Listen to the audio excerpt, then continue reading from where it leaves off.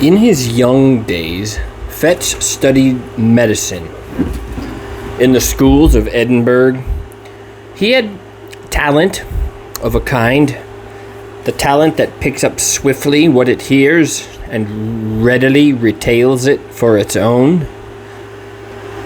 He worked little at home, but he was civil, attentive, and intelligent in the presence of his masters. They soon picked him out as a lad who listened closely and remembered well. Nay, strange as it seemed to me when I first heard it, he was in those days well favored and pleased by his exterior. There was, at that period, a certain extramural teacher of anatomy, whom I shall here designate by the letter K.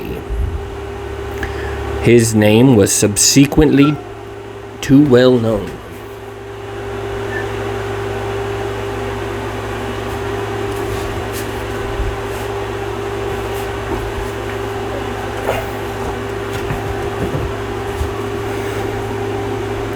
The man who bore it skulked through the streets of Edinburgh in disguise, while the mob that applauded at the execution of Burke called loudly for the blood of his employer. But Mr. K was then at the top of his vogue. He enjoyed a popularity due partly to his own talent and address, partly to the incapacity of his rival, the university professor. The students, at least, swore by his name, and Fetch believed himself, and was believed by others, to have laid the foundations of success when he had acquired the favor of this meteorically famous man. Mr. K was a bon vivant as well as an accomplished teacher. He liked a sly allusion no less than a careful preparation. In both capacities, Fetch enjoyed and deserved his notice, and by the second year of his attendance he held the half-regular position of second demonstrator or sub-assistant in his class.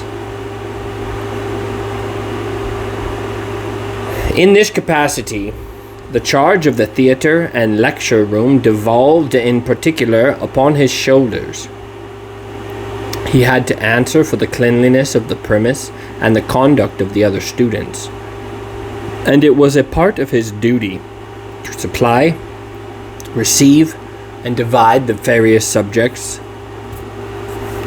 It was with a view to this last, and at that time very delicate, affair that he was lodged by Mr. K in the same wind, and at last in the same building, with the dissecting rooms.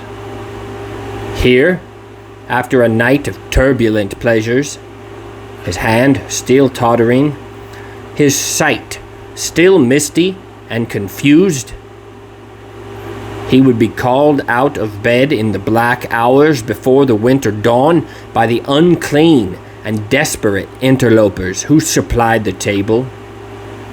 He would open the door to these men, since infamous throughout the land. He would help them with their tragic burthen, pay them their sordid price, and remain alone, when they were gone, with the unfriendly relics of humanity. From such a scene he would return to snatch another hour or two of slumber, to repair the abuses of the night, and refresh himself for the labors of the day.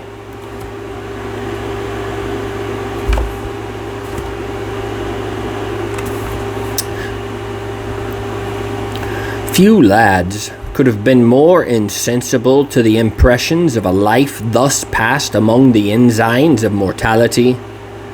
His mind was closed against all general considerations. He was incapable of interest in the fate and fortunes of another, the slave of his own desires, and lo, ambitions. Cold, light, and selfish in the last resort, he had that modicum of prudence, miscalled morality, which keeps a man from inconvenient drunkenness or punishable theft. He coveted, besides, a mere measure of consideration from his masters and his fellow pupils, and he had no desire to fail conspicuously in the external parts of life. Thus he made it his pleasure to gain some distinction in his studies, and day after day rendered unimpeachable eye service to his employer, Mr. K. For his day of work he indemnified himself by nights of roaring, blackguardly enjoyment. And when that balance had been struck, the organ that he called his conscience declared its self-content.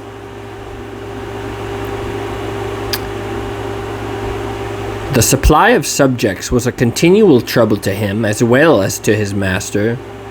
In that large and busy class, the raw material of the anatomists kept perpetually running out, and the business thus rendered necessary was not only unpleasant in itself, but threatened dangerous consequences to all who were concerned.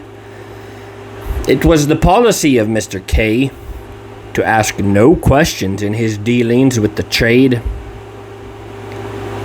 "They bring the body, we pay the price," he used to say, dwelling on the alliteration quid pro quo. And again, somewhat profanely, ask no questions, he would tell his assistants, for conscience sake. There was no understanding that the subjects were provided by the crime of murder. Had that idea been broached to him in words, he would have recoiled in horror.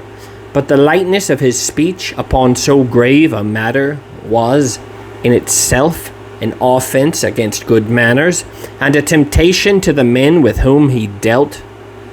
Fetz, for instance, had often remarked to himself upon the singular freshness of the bodies. He had been struck again and again by the hang-dog, abominable looks of the ruffians who came to him before the dawn, and, putting things together clearly in his private thoughts, he perhaps attributed a meaning too immoral and too categorical to the unguarded counsels of his master. He understood his duty, in short, to have three branches: to take what was brought, to pay the price, and to avert the eye from any evidence of a crime. One November morning, this policy of silence was put sharply to the test. He had been awake all night with a racking toothache, pacing his room like a caged beast, or throwing himself in fury on his bed, and had fallen at last into that profound, uneasy slumber that so often follows a night of pain. When he was awakened by the third or fourth angry repetition of the concerted signal, there was a thin, bright moonshine. It was bitter cold, windy, and frosty. The town had not yet awakened, but an indefinable stir already precluded the noise and business of the day. The ghouls had come later than usual, and they seemed more than usually eager to be gone. Fetz, sick with sleep, lighted them upstairs. He heard their grumbling Irish voices through a dream, and as they stripped the sack from their sad merchandise, he leaned dozing, with his shoulder propped up against the wall. He had to shake himself to find the men their money. As he did so, his eyes lighted on the dead face, He started. He took 2 steps nearer, with the candle raised. "God Almighty," he cried. "That is Jane Galbraith." The men answered nothing, but they shuffled nearer the door. "I know her, I tell you," he continued. "She was alive and hearty yesterday. It's impossible she can be dead. It's impossible that you should have got this body fairly." "Sure, sir, you're entirely mistaken," said one of them. But the other looked Fetz darkly in the eyes and demanded the money on the spot. It was impossible to misconceive the threat or to exaggerate the danger. The lad's heart failed him. He stammered some excuses, counted out the sum, and saw his hateful visitors depart. No sooner were they gone than he hastened to confirm his doubts. By a dozen unquestionable marks, he identified the girl he had jested with the day before. He saw, with horror, marks upon her body that might well betoken violence. A panic seized him, and he took refuge in his room. There he reflected at length over the discovery that he had made, considered soberly the bearing of Mr. K's instructions, and the danger to himself of interference in so serious a business. And at last, in sore perplexity, determined to wait for the advice of his immediate supervisor, the class assistant. This was a young doctor, Wolfe McFarlane, a high favorite among all the reckless students. Clever, dissipated, and unscrupulous to the last degree. He had traveled and studied abroad. His manners were agreeable and a little forward. He was an authority on the stage, skillful on the ice or the links with skate or golf clubs. He dressed with nice audacity, and, to put the finishing touch upon his glory, he kept a gig and a strong trotting horse. With Fetz he was on terms of intimacy. Indeed, their relative positions called for some community of life, and when subjects were scarce, the pair would drive far into the country in McFarlane's gig, visit and desecrate some lonely graveyard, and return before dawn with their booty to the door of the dissecting room. On that particular morning, McFarlane arrived somewhat earlier than his wont. Fetz heard him and met him on the stairs, told him his story, and showed him the cause of his alarm. McFarlane examined the marks on her body. "Yes," he said with a nod. "It looks fishy." "Well, what should I do?" asked Fetz. "Do?" repeated the other. "Do you want to do anything?" "Least said, soonest mended, I should say." "Someone else might recognize her," objected Fetz. "She was as well known as the Castle Rock." "We'll hope not," said McFarlane. "And if anybody does, well, you didn't, don't you see? And there's an end. The fact is, this has been going on too long. Stir up the mud and you'll get K into the most unholy trouble. You'll be in a shocking box yourself. So will I, if you come to that. I should like to know how any one of us would look, or what the devil we should have to say for ourselves in any Christian witness box. For me, you know there's one thing certain. That, practically speaking, all our subjects have been murdered."